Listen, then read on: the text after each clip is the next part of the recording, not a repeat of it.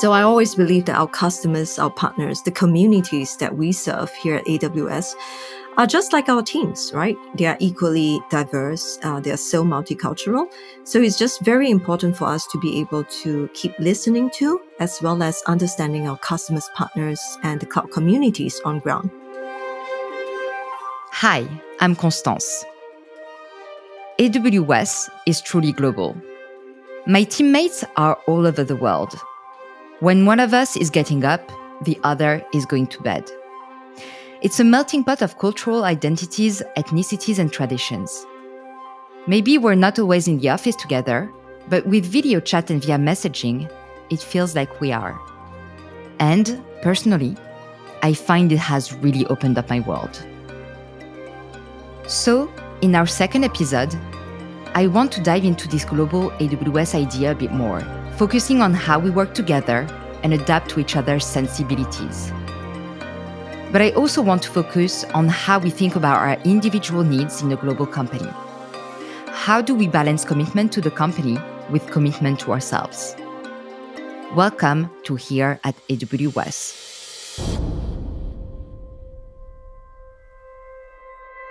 Sure, I've been working for a long time, since 1997 to be precise. This is Sandra. So I'm currently the Chief Culture Evangelist of AWS in APJC and EMEA region.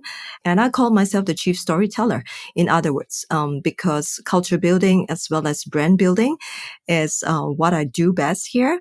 And I get very involved in employee engagement. That way, I will be able to seek out the best stories from within the company and in turn be able to tell these stories on behalf of all other builders here as well. Before we dive further into Sandra's story, let's explore her journey to AWS. I'm always fascinated to hear how my colleagues got to where they are now. I've always been in branding, marketing, and communications and advertising fields. However, I've been very lucky and very fortunate to have worked in very different business verticals. So I've worked in education and banking, and then through to fashion retail, advertising career. And then I was with an IoT systems and services provider. And finally, and happily, here at AWS. So I'll say right before joining AWS, I was in fact with a customer of AWS. So this is one of the strategic global accounts of AWS, and I was the head of marketing there. So when I had the opportunity to work on enterprise consumer IoT solutions, as well as a lot of smart cities project, which I'm personally very excited about. So it became quite natural that I wanted to, join the tech company, as well as being able to really connect the dots and learn more along the way as well. Here's a bit of behind the scenes info. Sandra built the team that Geetha and I currently work on. So you've guessed it, that makes her my manager.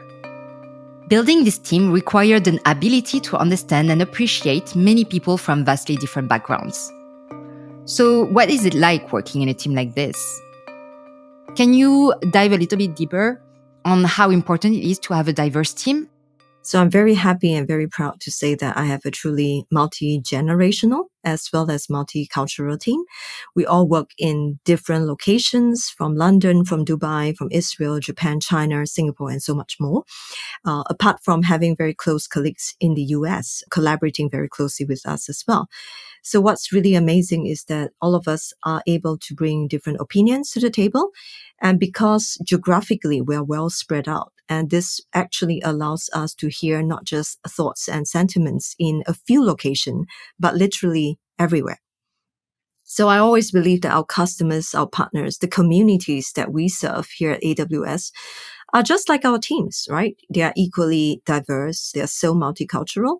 So it's just very important for us to be able to keep listening to, as well as understanding our customers, partners, and the cloud communities on ground.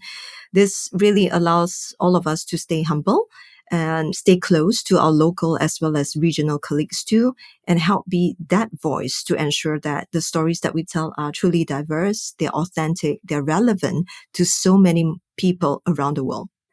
Collectively, we speak, write, as well as read more than 10 languages.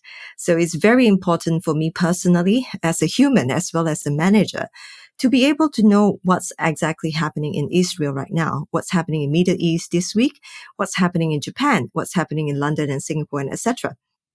And what's really exciting is that I'm very happy to see that what was detailed in my early day plans here at AWS actually all came true. So I really feel that we make things possible here at AWS. You have an idea, you detail it with lots of data, customer feedback, anecdotes, and then you focus on making it happen. Sandra has this great ability to tap into and connect with the people around her, wherever they are from.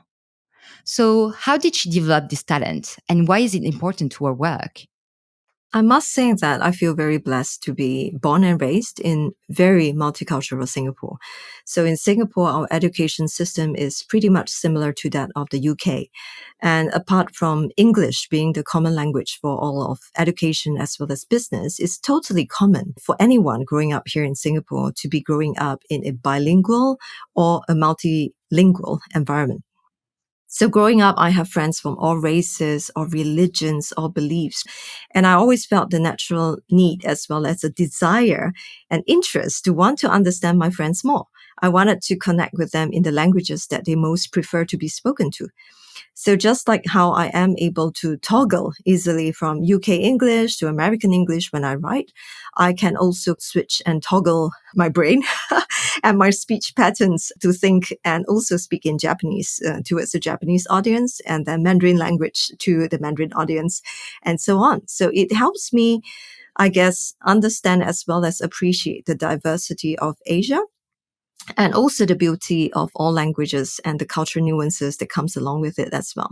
So apart from Singapore, I've spent good time living as well as working in Japan, in China, in Hong Kong, and also the Netherlands. So I know the Benelux region pretty well. Apart from, of course, my work travels that brought me to many other countries around the world. So I always say that I'm 100% Singaporean, but at the same time, I will regard myself as a global citizen.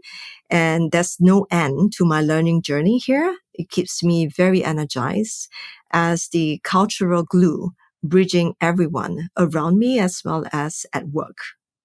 That sounds so true and so inspiring. We've spoken a lot about what Sandra gives to AWS, but I also want to know how it allows her to prosper personally. She is incredibly hardworking, coordinating work going on all over the world. But she's also a mother. So I want to take a moment to look at how she balances these two lives. How is she given the space to be a mother while working in a senior role? I guess I have a high sense of ownership towards my family as well as towards my own team. So I try to always make sure that I check my calendars and I plan my time in advance. I block my time appropriately to ensure that, when my teenagers are back home, I can sit down with them and have meals with them properly without any phones nearby, without my laptops being powered on, because they're growing up so fast. And when I'm with them, I want to make sure that I'm in 100% mummy's mode. And same with my team. When I'm with them, I want to make sure that, the dishes have been already washed. Dinner it's already over or it's right before dinner time, so that I could actually be in 100% work and listening mode when I'm with my team members. And that way I feel that I can own each of the different roles as well as the relationships that I manage. One really interesting episode that happened last year was when my husband was suddenly stung by bees. So I recall that I had to drop everything in that split second. I was actually in one of the leadership calls, but I had to drop everything in order to drive him to the hospital. So that was a fun and scary episode. But at the same time, I was able to cope with it because my managers knew, my teams totally knew, as well as they gave me the space that I needed. And it's not just during times that we have an emergency or sudden urgent state of things that you needed to address. But whenever I need the time, like quiet moments to write a doc that I'm busy working on, because I write a lot of papers, I actually do allow myself to switch on the do not disturb mode and tell my team that when I turn it on, they know that I have a priority task of that moment. It's also great to hear that Sandra's love of technology has transferred to her children. Let me first share a fun fact. So I live in a small apartment here in Singapore. And what happens is that I have my Alexa hooked up to all sorts of smart devices within the home environment. And so my kids, my family actually wakes up to smart lights. So I guess my kids have actually seen how mommy was actually wiring up the house to be a smart home, even though it's a small home. And I guess that they have definitely inherited some of this love for technology. So even for AWS specifically and for cloud computing courses that we've offered so far, like AWS Builders Online, Awesome Days, AWS Deep Racer League, they've actually done a lot of this together with me, particularly during the study from home and work from home days during COVID-19. There was a good reason that all of us were in a lockdown condition. However, I think it actually did bring my kids even closer to what mommy is actually doing day to day in a technology company. So it was really fun when my younger daughter, for example, back then she was still 9 to 10 years old and she was actually busy writing new apps and so on using Amazon Honeycode, even though she doesn't know programming. And she was actively competing in AWS Deep Racer League, even though she was actually underage. So that's really very fun. And one quotable quote from my younger daughter is that she said that, behind the AWS console, in fact, no one is judging us by our gender, our hobbies, our age, or experience. So no one knows that she's a little girl that is actually playing with technology. Of course, this enthusiasm for getting people involved in technology extends beyond her own family. Sandra is also part of a program called AWS Deep Racer League, an event helping developers build confidence with machine learning.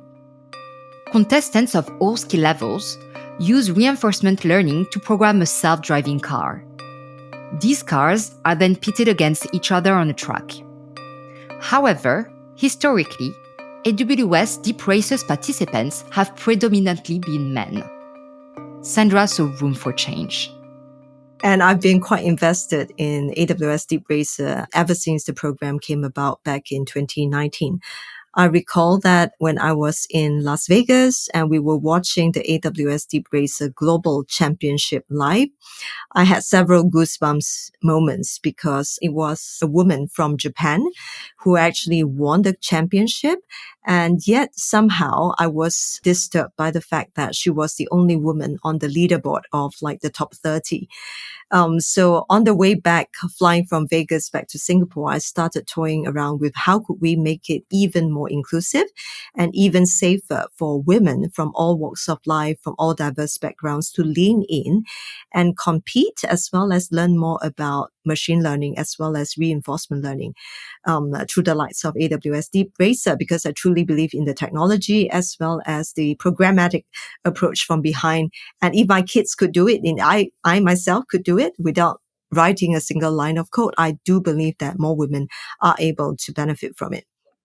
So in 2020, despite the harsh conditions brought about by the pandemic, I was just very happy to work with fellow public sector colleagues from AWS to be able to launch the AWS Deep Racer Women's League. And that was a world's first. And we managed to finally roll this out across multiple countries all across Asia Pacific region. And we have seen the program benefiting more than 1,000 women altogether.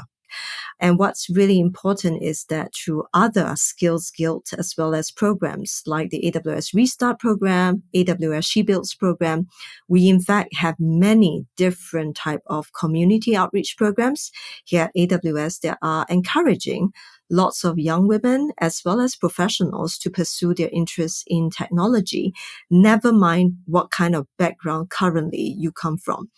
So I guess all of us are the same. We're all equally different, but at the same time, we all have an innate thirst, wanting to learn, and we are all very curious about technology.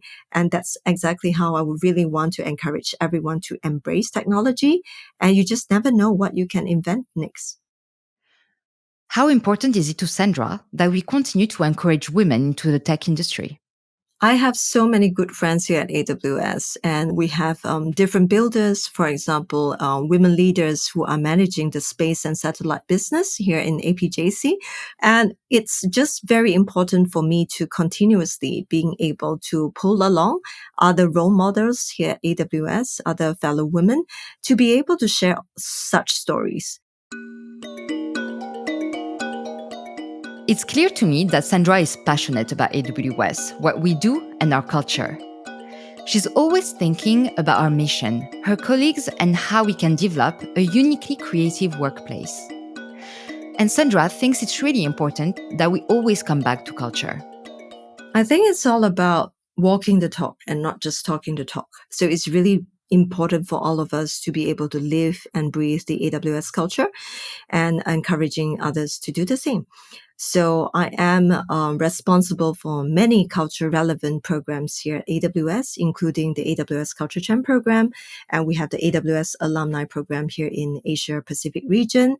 So I'm very involved, and I want to make sure that I'm constantly listening to the feedback of my colleagues, past and present, and we are able to do what's possible to make sure that we are creating an inclusive workplace and inclusive programs as well to uplift and invent together with the rest of the community. The real key to Sandra's success as an employee is not labeling herself. In life and in work, I always feel that it's actually a two-way door.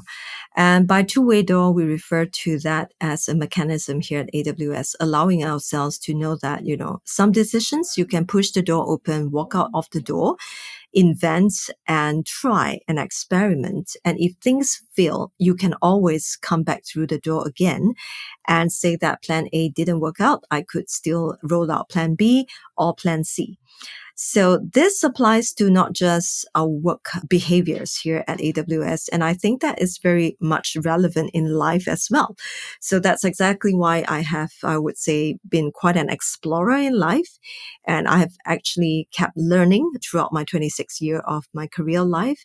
And I always do not want to limit myself. So if I were to look at early stages of my career life, the word cloud computing, for example, didn't even exist back in 1997. And yet right now, I'm pretty much living in the world of cloud computing, as well as enabling not just my own colleagues here at AWS, but communities that I work closely with to stay inventive and innovative. This is really inspiring to me. Whatever you do, there doesn't need to be a hard and fast plan for a career at AWS. What's important is having the desire to innovate. You've got to be excited about what's next and ready to work with talented people all over the world. Don't limit yourself. And at the same time, you just never know what you can contribute to in the future. Thanks so much for Sandra for a fascinating discussion. And thanks to you for listening. It's always so fun to chat with new people from this AWS family. Exactly. No one here is just an email address. Everyone is building something, and they all have a story to tell. That's it for now, so don't forget to subscribe. And hey, if working up here in the cloud sounds like fun, why not check out our website in the bio? You may just be the person we're looking for. We'll see you next time on Here at AWS.